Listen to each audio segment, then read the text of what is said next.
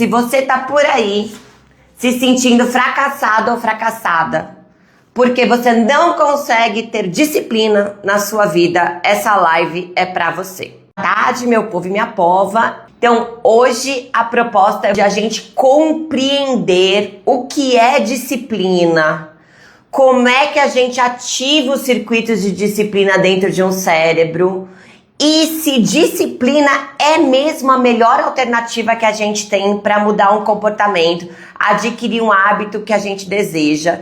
E para terminar, eu vou falar um pouco sobre a genética comportamental da disciplina, porque a disciplina ela não é algo só que você tem ou que você não tem. Existe uma propensão genética para você experimentar ser um ser de mais disciplina ou ser um ser de menos disciplina. E isso faz toda a diferença, porque pouquíssimas pessoas sabem que existe uma influência genética na disciplina e muitas vezes se sentem fracassadas, angustiadas e preguiçosas, que nem a história da Thaís que eu vou trazer hoje, porque não compreendem isso sobre como elas funcionam. E quando a gente tenta ir contra como a gente funciona, a gente sempre vai falhar, porque o nosso cérebro tem as estruturas dele. Ir com ele é sempre muito mais estratégico do que ir contra ele. A história de hoje é a história da Thaís.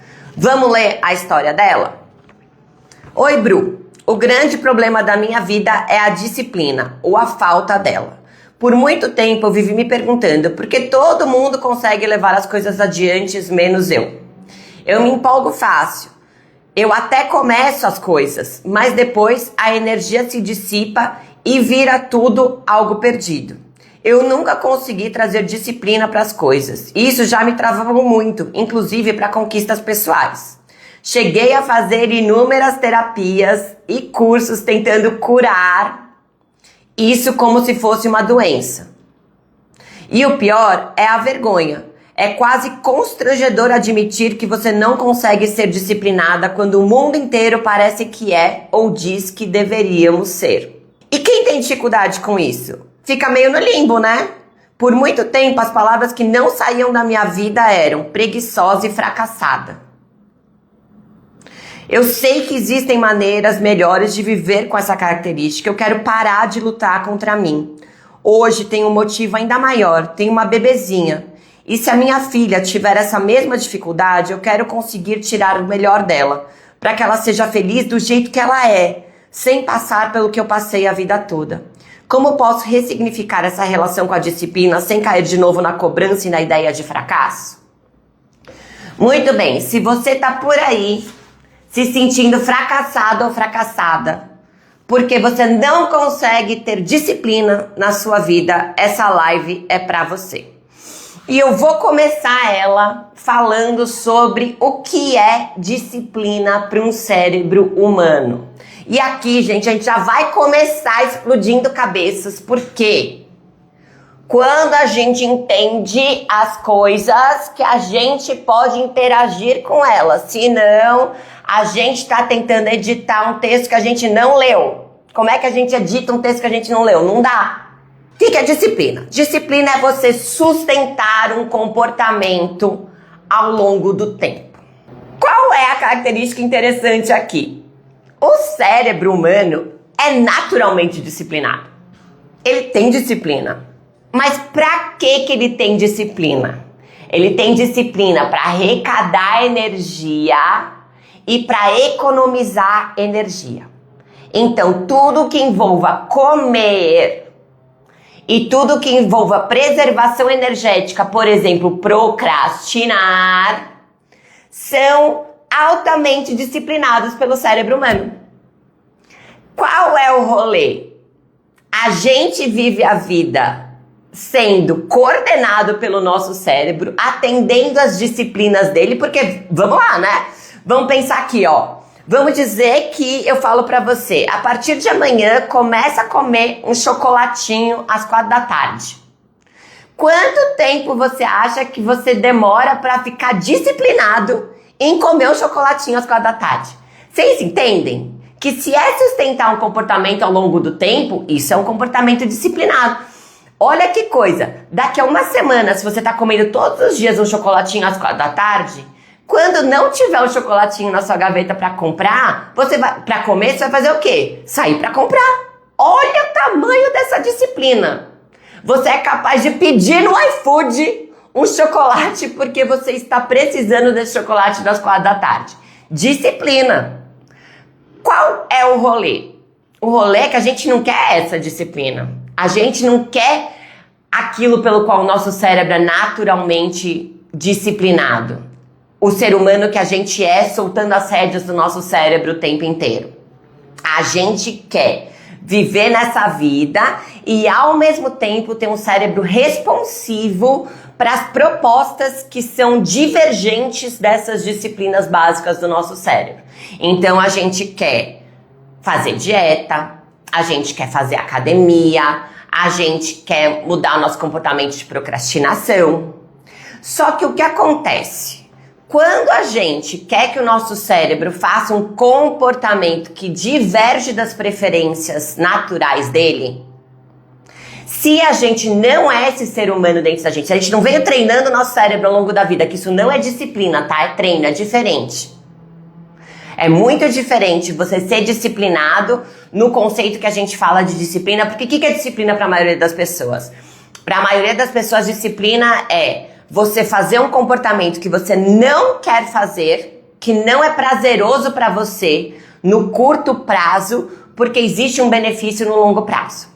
Então, eu não gosto de academia, eu odeio ir para academia, mas eu vou na academia porque o ser que eu desejo ser para mim daqui a um ano é um ser que foi na academia. A gente acredita que disciplina é isso.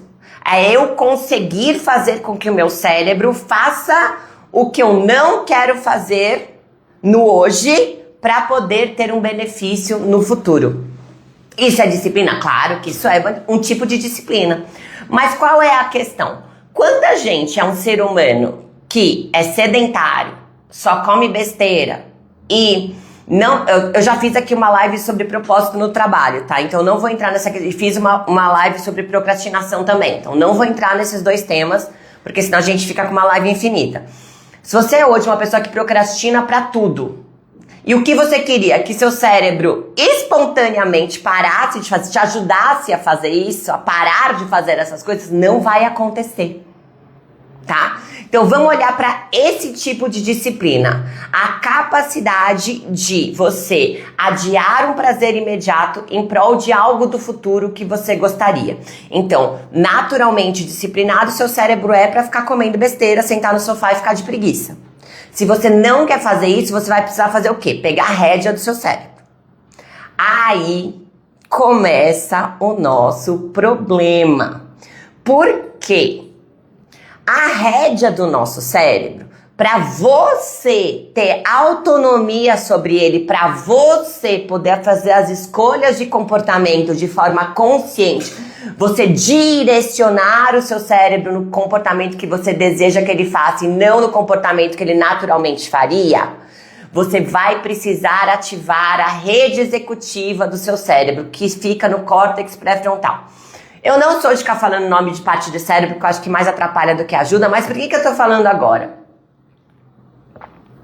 A parte executiva do nosso cérebro, ela é intencional.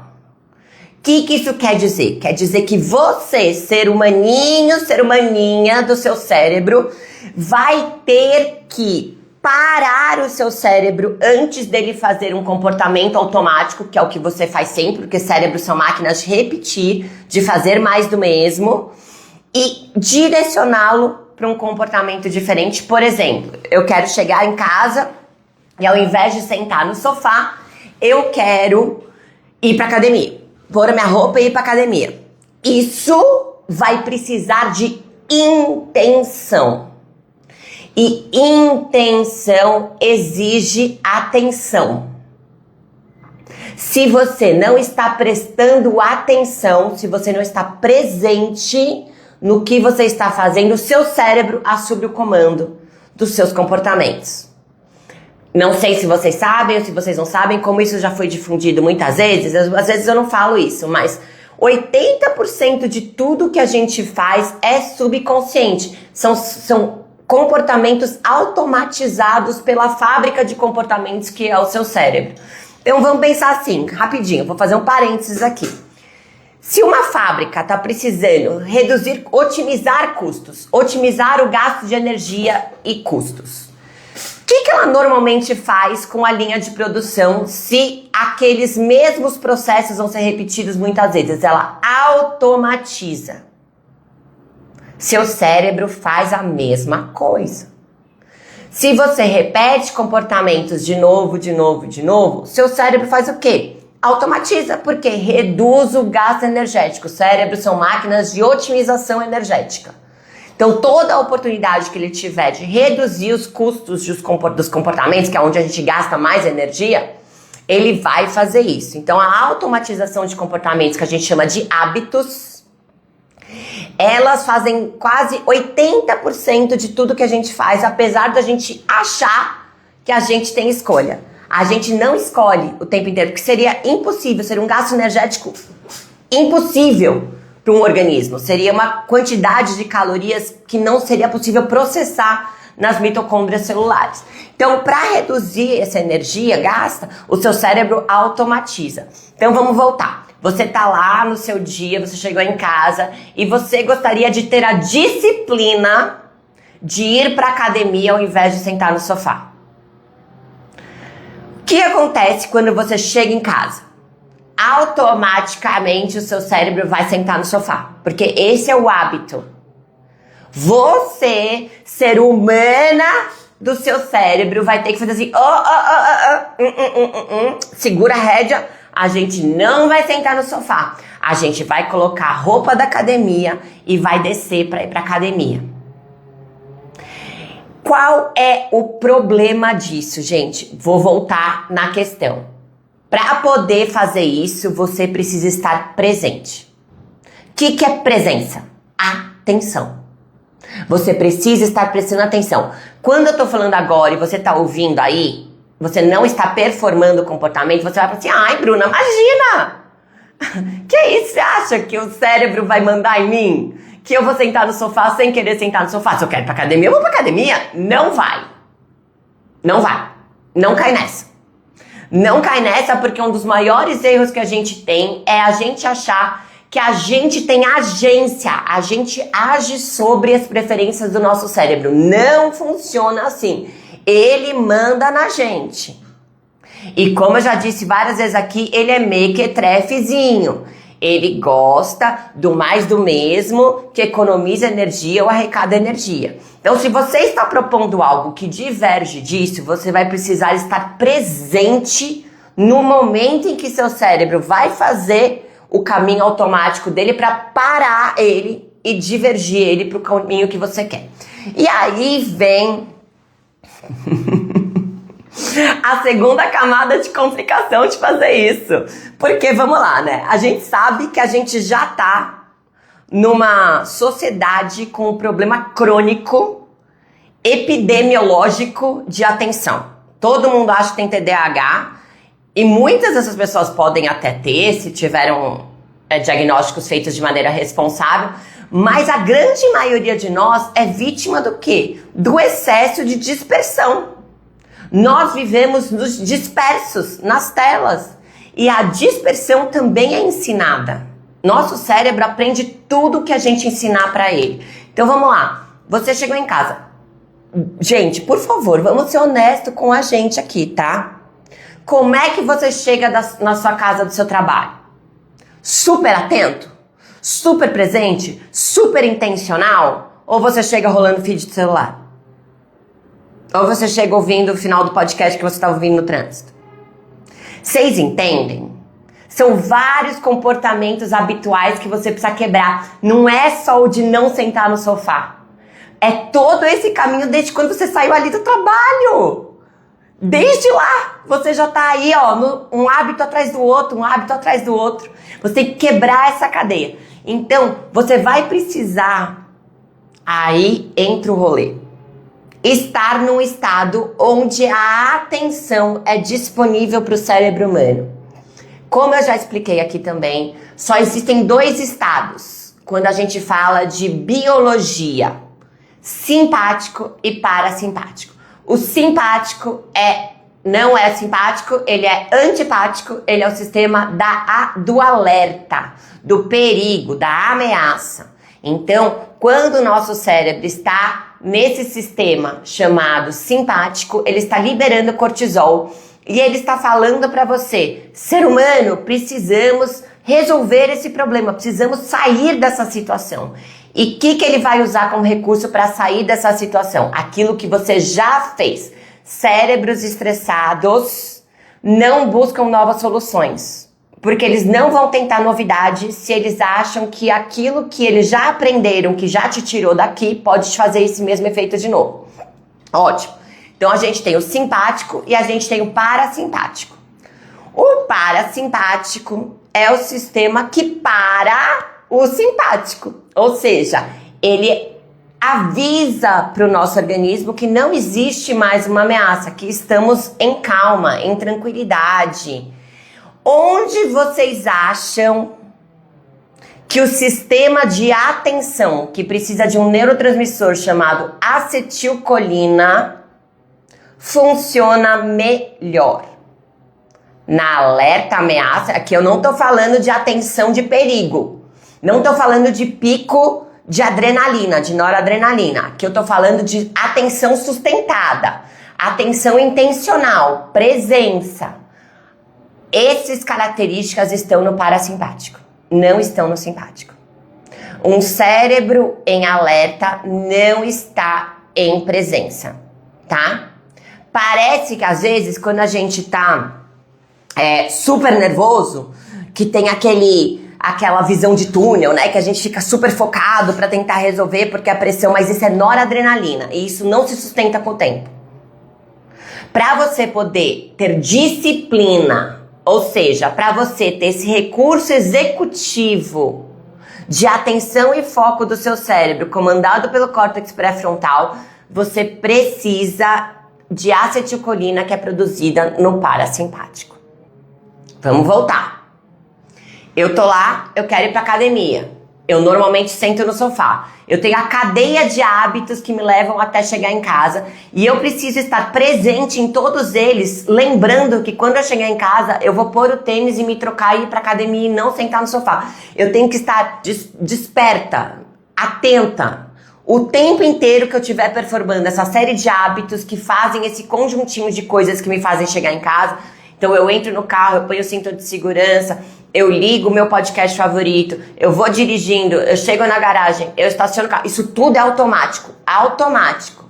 Eu tô ouvindo podcast, eu vou subir no elevador, eu tenho que ficar me lembrando. Quando eu chegar, eu vou pra academia, quando eu chegar, eu vou pra academia, quando eu chegar, eu vou pra academia. Se você tá estressado ou estressada, meu amor, as chances de você conseguir fazer isso são muito pequenas.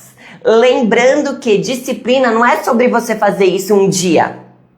É sobre você executar essa capacidade de direcionar seu cérebro de maneira intencional muitos dias seguidos. Para você poder mudar um hábito, para você angariar o hábito de ir para a academia quando você chega em casa, você vai ter que repetir muito. Muito mais do que 21 dias. Pelo amor de Deus, nem me fala esse nome que eu tenho um ódio, tenho uma raiva dessa informação. Só para vocês terem uma ideia, a principal estudiosa de hábitos, que chama a doutora Wendy Wu, ela fala que a gente precisa, pra gente adquirir um hábito, principalmente um hábito que vai contra os princípios básicos do nosso cérebro, que eu falei no começo da live, que é arrecadar energia e economizar energia. A academia não é nenhum desses, né? Acho que tá bem claro isso, ótimo. Você vai precisar repetir esse comportamento 80% dos seus dias. Sentiu o drama? 28 de 30 dias.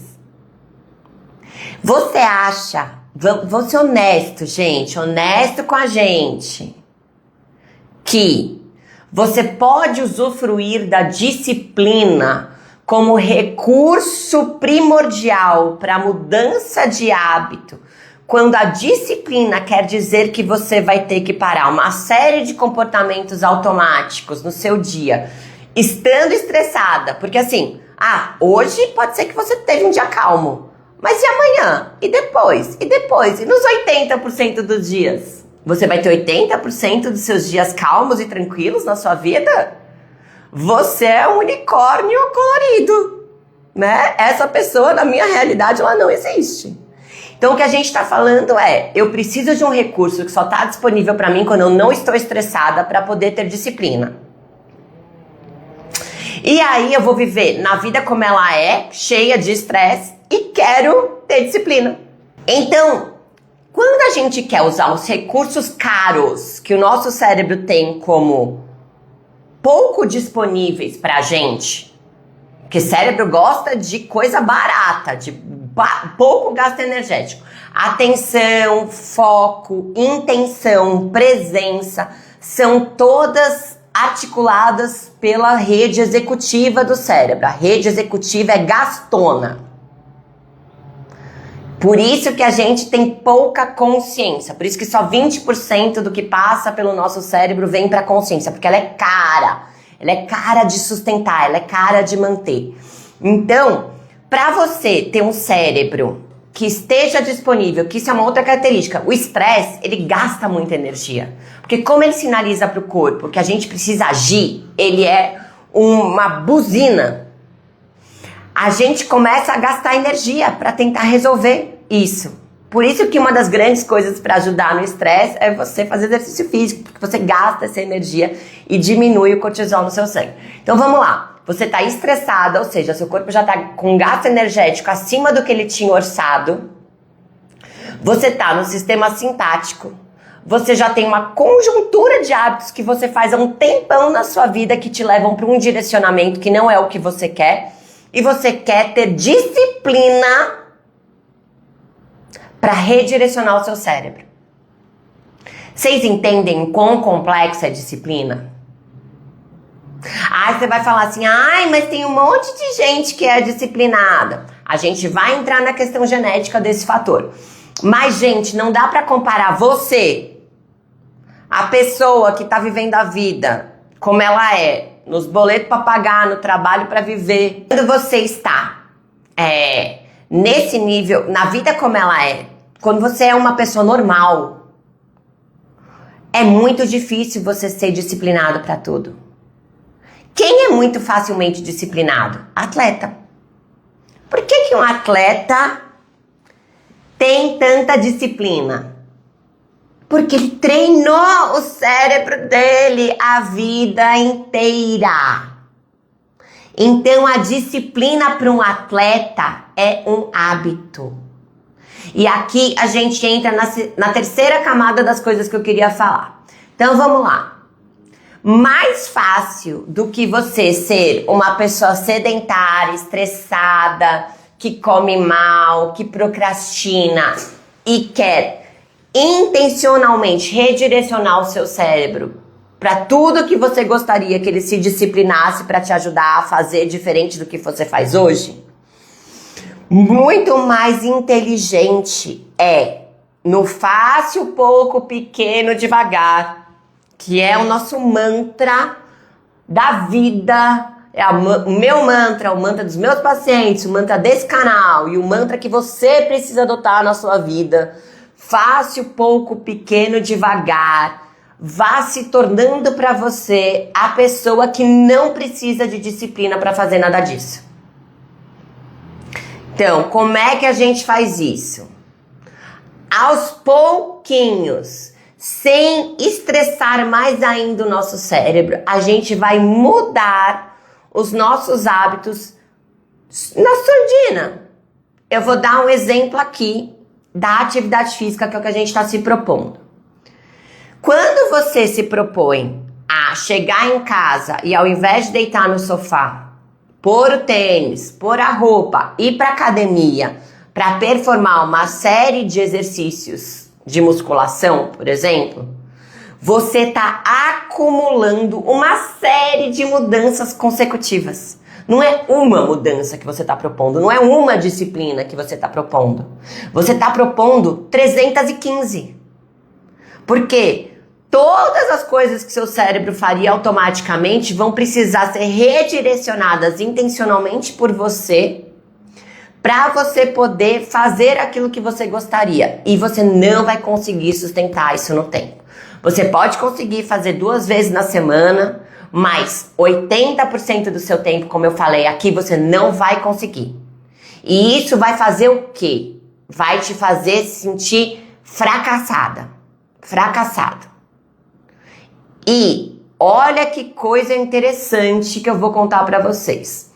À medida que cérebros são otimizadores de gasto energético. À medida que você propõe para ele sair do automático dele, que é uma super economia de energia, fazer um comportamento que você gostaria, com atenção e presença. Então você foi lá e puxou a rédea do seu cérebro e fez ele ir para academia no dia 1. Beleza. Um monte de energia gasta, porque tudo que o cérebro tem que fazer, diferente do que ele faz automático, exige energia executiva, da rede executiva. Então é gastona. Ele gastou um monte de energia para fazer algo diferente do que você sempre faz. Aí você vai lá no dia 2 e cede. No dia 2 você tá muito estressada, teve um dia de merda e você quer ficar deitada no sofá. Você cede pro seu cérebro. Aí no dia 3 você fala, não. Ontem eu enfiei o pé na jaca, hoje eu preciso ir pra academia. No dia 3, seu cérebro vai fazer o quê?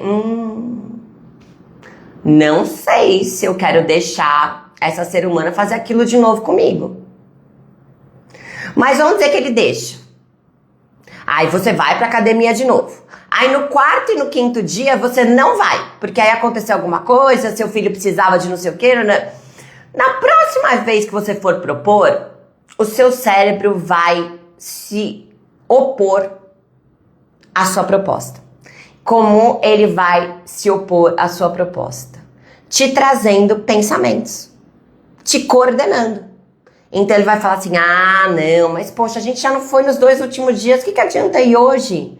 Vamos deixar pra semana que vem, porque aí semana que vem a gente começa certinho. Ele é você, ele sabe exatamente o que te dizer pra tirar você do prumo do que você estava propondo. Então quer dizer que cada vez que você se propõe a fazer algo com disciplina, quando isso não está disponível para você, e você não consegue sustentar, você está criando uma resistência do seu cérebro para aquela proposta. E isso é o ciclo do fracasso. Porque ao invés de você estar trazendo um benefício que você queria com esse novo hábito para sua vida, você está trazendo mais estresse. Porque da próxima vez que você for propor, a reação do seu cérebro não vai ser de abertura, calma, tranquilidade. Vai ser de resistência, vai ser de ameaça, vai ser de cortisol. Ainda mais se você ainda tempera essa sua proposta com eu preciso, ou na força do ódio, ou eu odeio, mas vou, não suporto, mas tenho que fazer. Quando você faz isso, você está dizendo para o seu cérebro que aquilo é duro demais, que aquilo é um perigo, aquilo é uma dificuldade. Então, toda vez que você tenta implantar aquela atividade, então você sobe na esteira e fala, eu odeio fazer esteira, mas eu tenho que fazer esteira. Você está dizendo para o seu cérebro que aquilo é um perigo, que aquilo é uma ameaça. Ele não consegue entender. Como é que ele vai tirar? Ele só tem você para contar para ele que é aquilo ali que vocês subiram. Se você tá contando para ele que aquilo é uma coisa horrorosa, ele acredita em você. Então imagina, você tá querendo que ele se discipline para te colocar num lugar onde a sua sobrevivência tá ameaçada. Você vai gastar um monte de energia não planejada, tirar ele do automático, precisar de intenção, presença, atenção, todas caras, para ir para um lugar que ameaça a sua sobrevivência, gente. Você é uma maluca. Eu nunca vou te ajudar a fazer isso. Compreenderam? Essa proposta feita desse jeito vai dar ruim sempre. Vai virar um ciclo de tenta, insiste, vai na intensidade, no muito intenso, difícil, não consegue sustentar, se frustra, volta para o lugar onde você começou. E isso vai criando resistência do seu cérebro para a mudança. De novo, então como é que faz? Eu vou concluir essa primeira parte para a gente poder entrar na parte genética, que eu acho que isso é muito importante que eu traga para vocês hoje. A gente vai no fácil, pouco, pequeno, devagar, se tornando a pessoa que faz isso pra gente sem precisar de disciplina. Então, vou voltar no meu exemplo. Ao invés da gente querer ir pra academia quando a gente chega em casa, quando nossa vida é de sedentário, a gente vai fazer a proposta de 10 polichinelo quando a gente chegar em casa. Você pode fazer com a roupa que você tiver. Polichinelo é aquele exercício que você pula. Então, por quê? Qual é a importância disso? Mostrar para o seu cérebro que você vai fazer algo divergente do que ele tinha automatizado, que vai no sentido de uma atividade física. Aí, aos pouquinhos, porque 10 polichinelos ele não vai resistir. Puta, 10 polichinelos, você precisa nem trocar de roupa. Não importa se você tá estressado, se você não tá, se teve um dia ruim, não teve um dia bom. 10 polichinelos? Dá pra fazer. O que acontece? Você vai gerando evidência para o seu cérebro de que você se propõe a fazer algo que tira ele do automático e você faz. E você consegue. Aí ele vai começando a entender que sair do automático dele dessa maneira mais surdina não coloca ele em ameaça. E ele vai começar a disponibilizar esse comportamento para você. Então, daqui a 10 dias, quando você estiver chegando em casa e você esqueceu o polichinelo, ele vai te lembrar do polichinelo. Por quê? Para ele tanto faz qual é o comportamento que você está fazendo. Mas você fez. E aí, o que você pode fazer? Aí você incrementa. Aí você começa a fazer 10 polichinelos com 10 agachamentos. Aí na prova ficou fácil. 10 polichinelo, 10 agachamentos, 10 segundos de corridinha no lugar, 1 minuto de corridinha no lugar. Conseguiu fazer isso todo dia, mesmo em dia ruim, em dia estressado, em dia não sei o quê. Aí, quem sabe, não dá pra propor uma esteirazinha, uma academia. E aí eu falo pra vocês, além do mantra do fácil, pouco, pequeno, devagar, adotem. Sai do força do ódio, do tá pago, do odeio, mas tem que fazer e vai pro eu mereço. Sai do eu preciso e vai pro eu mereço. Eu escolho. Essas palavrinhas são palavras-chave para você dar intenção no seu comportamento. Então, quando você escolhe fazer esteira, ela não é mais uma ameaça para o seu sistema nervoso central. Então, ele não vai ativar o estresse e vai facilitar esse comportamento e não dificultar. Então, eu escolho fazer isso. E é bom usar até o escolho quando você escolhe não fazer. Porque você tira um pouco desse automatismo do que você está fazendo e coloca. Então, eu escolho sentar no sofá e ficar sedentário. Coloque intenção. As palavras, elas são importantes na ativação cortical. Depois, eu mereço. Pô, eu mereço fazer esteira. Porque eu mereço ser essa pessoa pra mim que eu quero ser.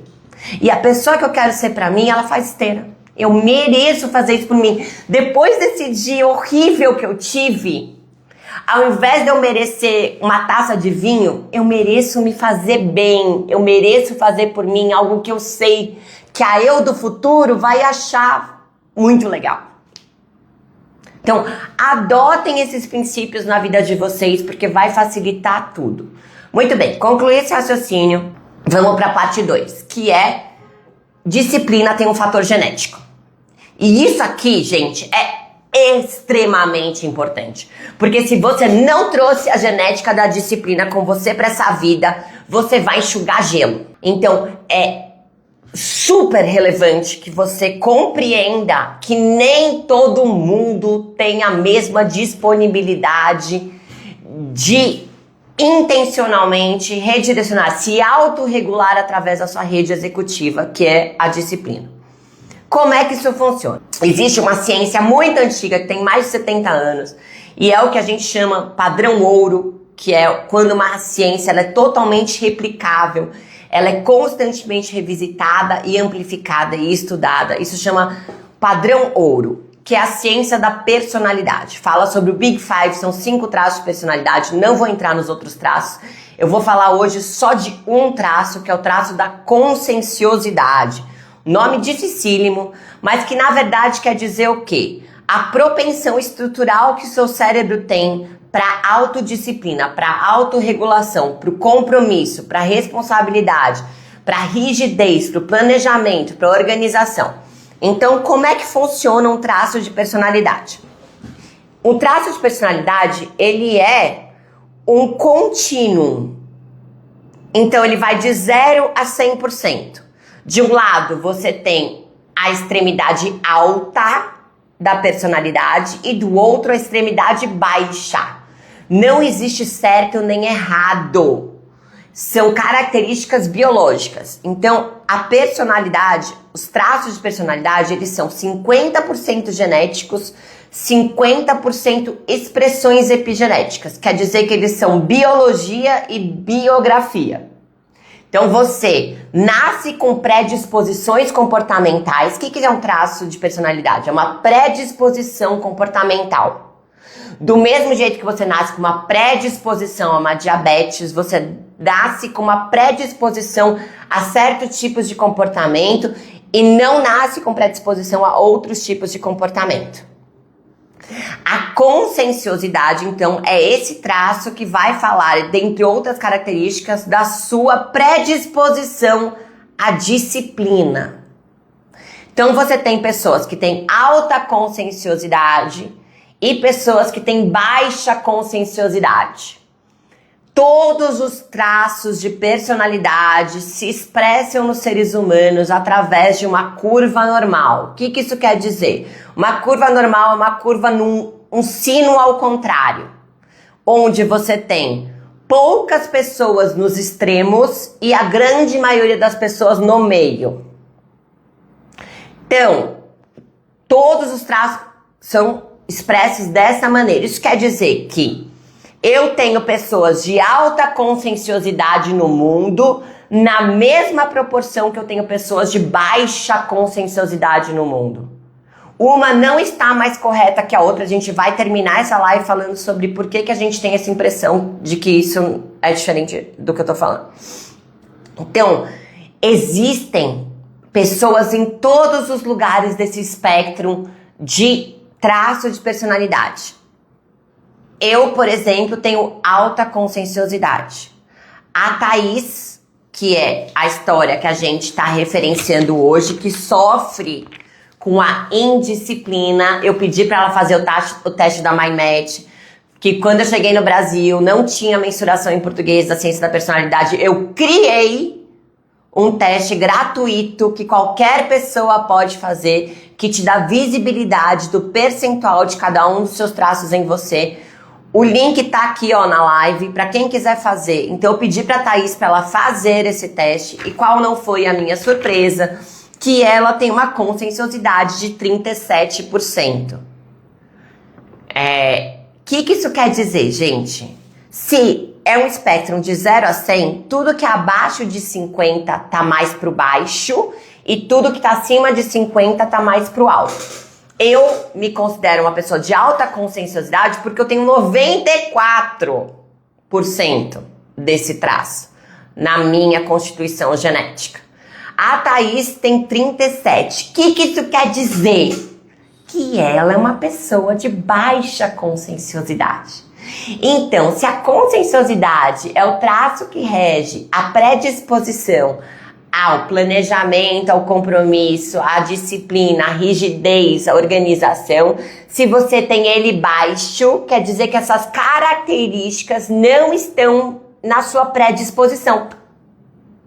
E aí, se você está tentando viver a sua vida usando esses recursos, você vai falhar copiosamente. Porque eles não estão disponíveis para você na mesma proporção que estão para pessoas de alta conscienciosidade ou média conscienciosidade. E aí você vai falar, mas e aí? Como é que eu vou mudar um comportamento se eu não tenho esses recursos disponíveis? Existem muitas outras técnicas. O fácil, pouco, pequeno, devagar não precisa de nenhuma dessas características. Não precisa. Então ele serve para qualquer estágio de conscienciosidade que você esteja. Inclusive da alta conscienciosidade. Porque eu, por exemplo, tendo a fazer as coisas com muita rigidez, com muita estrutura, com muita disciplina. E isso me trouxe o quê, gente? Um burnout. Me trouxe o quê? Um esgotamento absoluto. Uma anorexia. Então, nada que a gente não usufrui das nossas predisposições de maneira positiva, que a gente não tira o melhor do que a gente trouxe na nossa genética, vai nos fazer bem. Então, uma pessoa de baixa conscienciosidade, como a Thaís, tentando fazer comportamentos na base da disciplina, vai ser uma pessoa frustrada, que vai ter exatamente o que ela fala aqui. Na minha vida inteira me chamaram de preguiçosa e fracassada. Ela não é preguiçosa e ela não é fracassada. Ela tá lutando contra o cérebro dela para adotar os comportamentos. Quais são as características de uma pessoa de baixa conscienciosidade? Pessoas de baixa conscienciosidade são pessoas espontâneas, são pessoas fluidas, são pessoas pouco rígidas, são pessoas muito adaptáveis, são pessoas intuitivas. Por quê? Porque se a área do cérebro que cuida da autorregulação, da rigidez, da disciplina, ela tem um funcionamento intermitente, quer dizer que todas as coisas que a falta de disciplina te proporcionam são mais fáceis para você. Por exemplo, você quer me deixar maluca? Tira uma coisa do plano que eu fiz. Eu perco o chão. Eu não sei lidar com a espontaneidade. Meu marido, por exemplo, é músico, baixo consciencioso. Ele consegue super. Então ele faz solos, ele faz improvisos. Eu sou zero a pessoa do improviso. Você quer me ver travada? Me pede para improvisar. Isso aqui não é um improviso, né? Eu tenho esse conhecimento, não tô improvisando nada. Tô passando para vocês um conhecimento como se fosse uma aula. Então, gente, todos os traços de personalidade têm seus desafios e suas qualidades. Qual é o problema? A quem interessa que pessoas de alta conscienciosidade, para quem a disciplina, a rigidez, a estrutura, o comprometimento, a não adaptabilidade, são pessoas de alta conscienciosidade, como eu, são aquelas pessoas que trabalham quando estão doentes, que nunca faltam, que se entregam em termos de estrutura, de comprometimento para um trabalho. Para quem interessa que essas sejam as pessoas que a gente tem como as ideais, as idealizações. Vamos pensar? Vamos refletir aqui comigo?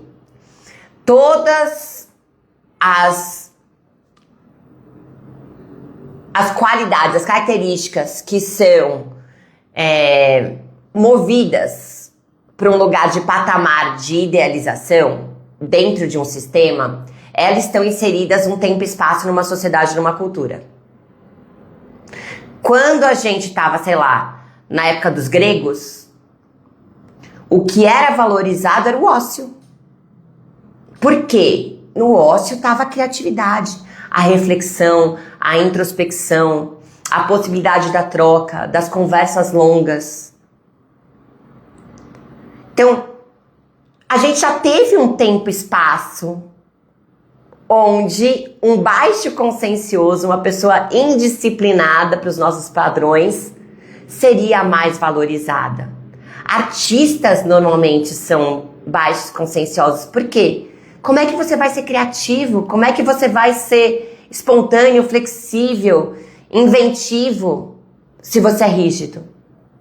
Você precisa seguir uma técnica. Então, as pessoas mais inovadoras costumam ser baixos conscienciosos. Então, existia um tempo e espaço onde o exemplo da pessoa bem-sucedida era a baixa conscienciosa. A que direcionava o seu tempo para um ócio, para uma flexibilidade, para uma espontaneidade. Por que que agora, no nosso tempo e espaço, a gente não tem mais isso como fonte de admiração e a gente tem pessoas disciplinadas? Quem é mais interessante para um sistema capitalista baseado em alta produtividade para geração de lucro? Quem é rígido, estruturado, comprometido, regrado, se entrega para o trabalho, trabalha às horas infinitas, vai trabalhar doente, é super responsável? Ou quem é mais flexível, mais espontâneo, mais gerido pelos seus desejos, pelos seus impulsos? Quem é mais interessante para esse sistema, gente? Quem gera mais lucro? Quem está disposto a vender o seu tempo e perder qualidade de vida?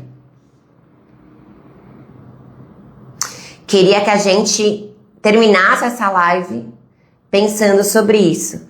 Será que toda essa promoção da disciplina como um meio de vida,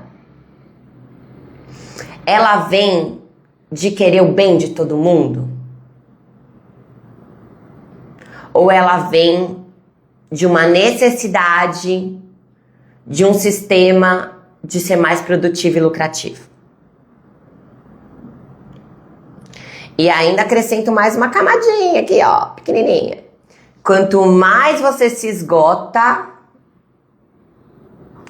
mais você precisa de alternativas dopaminérgicas para compensar esse esgotamento. Então, mais você precisa de compras, de álcool, de distrações, etc, etc, etc. Exatamente o que o sistema quer vender para você. E ainda vou falar aqui, ó. A Thaís mesmo fala: cheguei a fazer inúmeras terapias e cursos tentando curar essa minha indisciplina como se fosse uma doença. Ou seja, existe um mercado inteiro para tornar pessoas mais produtivas. E ainda falam para você que é para você ser mais produtivo para você, para o seu benefício. Interessante, né? Não estou dizendo que disciplina, você conseguir fazer aquilo que vai fazer você ser um melhor ser humano para você, não é importante. Pelo contrário, passei uma live inteira explicando como conseguir fazer isso. Mas não é lutando contra você e se fazendo mal que a gente se faz bem. Não é acumulando um monte de dias se fazendo mal, se auto-julgando, se fracassando, se maltratando, se punindo, que a gente chega em algo bom. É construindo no dia a dia a pessoa que merece ser melhor para si, que escolhe ser melhor para si. Não resistam, eu sei que todo mundo fala que precisa ser intenso, muito difícil, com disciplina. Não caiam nessa. Pouquíssimos seres humanos, unicórnios com asas coloridas, são aqueles que conseguem fazer desse jeito e sustentar ao longo do tempo. Se você não é um unicórnio de asas coloridas, não vá por esse caminho. Beijo grande, façam seu teste de personalidade, interessem-se por vocês, para vocês poderem serem melhores pessoas para vocês. Tchau, fui!